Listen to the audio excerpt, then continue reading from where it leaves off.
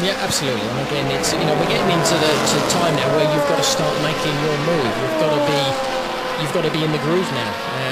And this is where, for Richard, he's going to be trying to sort of extend his or get his speed there, so he, you know, gets himself in a better position for when we get the pit open and the changeover of drivers, which is between the 25th and 35th minutes of the race. As you look at Nicky Pastorelli, who has been a winner in a couple of races of the Maserati Trofeo, the One-Make Championship this year. He's in 4th place at the moment, sharing the car with Dominic Schwager. The 3 leaders go through just over a second, covering the 3 leading cars there. I'm surprised now that Xavier Marcin isn't making more of an effort to find a way through. He's sitting there, he's shadowing, but he's not darting around and looking for that gap. Yeah, well, he seems to be, he's not quick in the right places, and where the Lamborghini seems to be able to, you see, it extends his lead out of La Source. He seems to go through a Rouge without a problem, and then Xavier seems to close the gap very slightly as you go towards Lecumbe, but you need to be able to pass him as you go into Lecumbe, not sort of closing the gap. So he just needs to probably think a little bit more. And he has done it. There you go. Maybe there was a mistake from the Lamborghini there, but that's where pressure is something that you've got to be able to cope with. And Zonta is fighting back, looks to a new leader, Xavier Marcin, having suggested he wasn't trying hard enough. He now has got through. Ricardo Zonta desperately wants the lead back again, but can Mad Croc Racing do the double this weekend? This is how he did it, Johnny. Yeah, well, exactly. I think he's obviously got out of a Rouge. I said it's very important to do that. To go around the outside, that just shows that you had that extra little bit of speed to be able to do that. Very, very close as he tried to close the door. But I think what we're going to see now is Xavier is going to pull away, because I think he was definitely being held up. Now, can Peter Cox find a way past Zonta as well? Peter, he needs to. Yeah, I was just getting the feeling that Peter was sitting there waiting to see what was developing. Now he knows the Corvette is ahead and it's going. He needs to follow it. Absolutely. Well, I think you can see he's already sort of closed up very close to his rear end. So now he needs to get in the right position. It's really, that was a piff and paff, as they call it now, which has changed over the years. And then Stavlot, or it used to be Stavlot, now it's the Paul Frere corner, which is just coming up now. This is what they're going through now. And then what Peter needs to do is be able to get close enough to get a run, especially as they did on the exit. Wonderful. He came out of there absolutely flying and able to pass like that. Wonderful move by Peter. Needed to do it. Did it earlier than what I thought he could have done. Now he can go after Xavier. So from 1st to 3rd in less than a lap, Ricardo Zonta's Lamborghini, and Peter Cox up into 2nd position. He was 2nd in that qualification race at Paul Ricard, got the penalty in the championship race for jumping the start, so Peter has a point to prove here, and he comes through the bus stop. That's Zonta in 3rd position. He's going to be a very frustrated Brazilian as well, because he's being caught also by Nicky Pastorelli. So has Zonta got a problem? Not only is he losing places, he's losing time as well. Well, as we said earlier on, we noticed that he extended his lead Zonta in the first couple of laps by a second, and lost all of that in effectively 1 lap, and we can just see that he's dropping back. He's into the clutches again, as we see how Peter came out. He went right on the exit, and he got the real drive coming out of there. That was a great bit of driving there from Peter, and to give himself an hour shot of following Xavier. So now those two, I think, are going to slightly pull away and have a race between themselves, and I think it's just going to be a cat and mouse game now.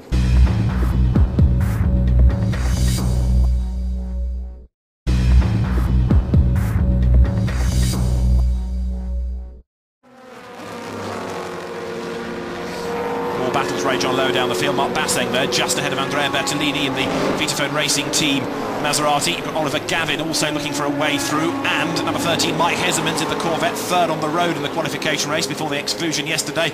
And these are the drivers, of course, from the back of the grid, trying to make progress and still struggling. Part of it is the traffic, part of it is the extra weight the cars have to carry. And look at the way the Maserati runs away from the Corvette in a straight line, and another place lost. That's Oliver Gavin round the outside, ballast free, runs out of road.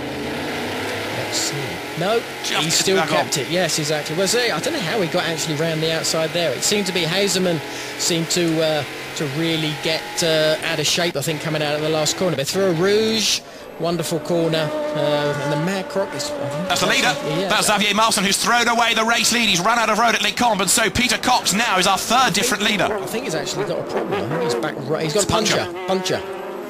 You can see it, the right rear. So this is going to be a slow lap round to the pit lane for Xavier Martin, and now it does look even better for Lamborghini to score a first win in the championship. And it's a shame because it's such a long lap here, and we're going down towards Pouhon, so he's got a long way to go yet to be able to get that car back, and he's going to lose such an amount of time. Big shame, big shame.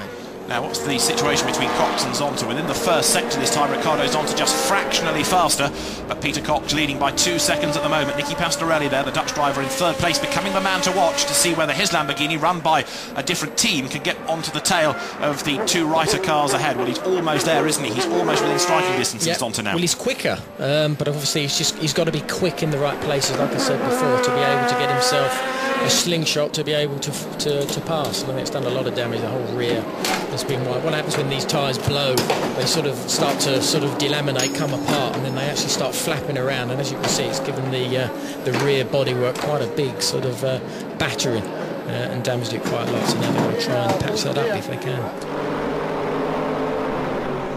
And Xavier Martin, I'm afraid, after his puncture out of the car, he's in the pits with Haley. Xavier, unfortunately, the second race is over for you. Yeah, it was going fine until the car and the tyre blew up. I don't know what happened, but it blew up in Eau Rouge, and that's it. Thank you. A tyre blowing at Eau Rouge is a pretty scary moment. It's not the best place for it to happen, that's for sure. So I think he's lucky that he got through there. I think this is just him coming back as the tyre completely comes off of the car, and then he just ends up being on the rim after that. So there's probably a lot of suspension damage as well, I think. So the car out of the race, yeah, absolutely, because it's been a good drive early on and a good weekend for Madcroc Racing. Very good weekend. So we lose one of the front runners as we have not only a Lamborghini 1, 2, 3, but the battle that's fourth is closing on third. Now remember, Pastorelli lost time at the bus stop, but that's all bunching up now. Yeah, no, absolutely. I can see in the last lap they've actually gained quite a lot on that third place Lamborghini, so now they've got a chance of going. We can just see, even on that last shot we saw, the first 3 are starting to stretch out a little bit as the 22. So I think that's who's in that, Campbell Walter, is it? Warren Hughes at the moment. Warren Hughes, is it? Yeah. So not going to be able to get that time back, really, unfortunately. So he's going to be there for a little while as he waits for the cars, spins around, burns the tyres. As if there wasn't enough smoke already. No, exactly. So he's lost a hell of a lot of places with that. So his race is going to become more difficult than it already was. Yeah, a winner a week ago in a club endurance race at Alton Park, Warren Hughes, but not having a happy weekend here because that car was delayed badly yesterday with a puncture after the first corner accident. Peter Cox then leads the way, and he's pretty much out on his own at the moment. Riccardo Zonta, despite leading on the opening lap, not being able to sustain this pace. He's losing a few tenths each lap though, but it all mounts up. Christopher Nygaard looking for a way past Bert Longchamp to no avail, and Michael Krum is there behind them. This is 6th, 7th and 8th. Down the hill towards Eau Rouge they come. So Maserati ahead of Nissan, ahead of Aston Martin.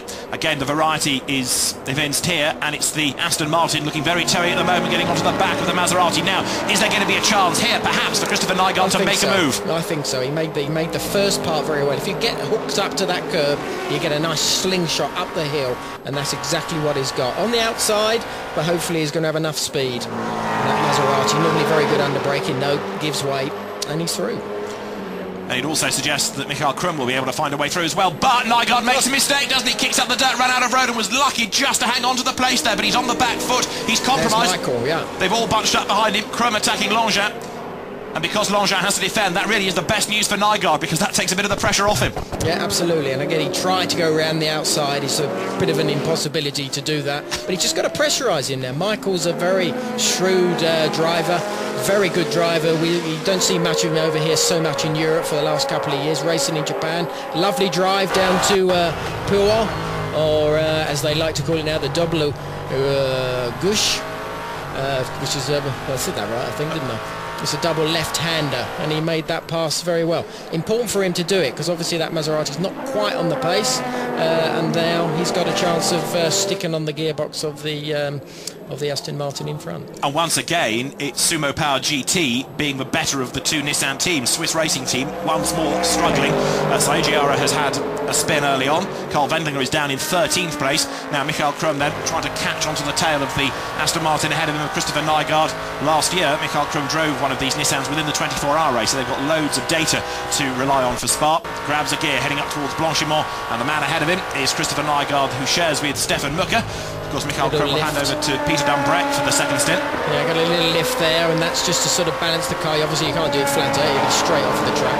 But where Michael's very good is under braking. You can see where he can just close that gap, use those curbs. He's probably down in first gear, as a guess, and then he's going to accelerate. Oh, they're into the pits. So here we are. The pits are open, I guess. Indeed so, pit window is open. They were battling on the track. There's Ricardo Zonta from second place into the pit lane, and also I'm afraid the Maxime Martin Bass Liners Ford GT has stopped out on the circuit, so